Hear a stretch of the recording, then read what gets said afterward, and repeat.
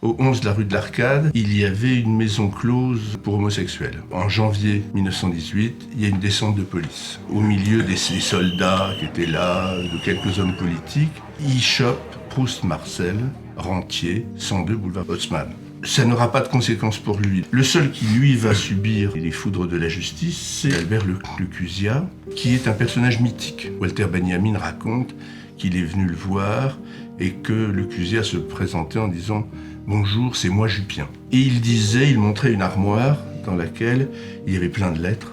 Il disait « Tout ça, c'est les lettres que Proust m'a envoyées ». Sauf que personne n'a jamais rien retrouvé. Alors pourquoi est-ce qu'on n'a pas d'autres lettres ? Parce que Céleste Albaret, à partir du moment où elle va être au service de Proust, va venir et elle va avoir comme consigne de remettre la lettre à Lecuzia et de repartir dès qu'il l'a lue avec la lettre. Pour éviter toute trace. C'est quand même des lettres envoyées à un tenancier de bordel, homosexuel qui plus est, mais qui est un fournisseur phénoménal d'informations pour Proust.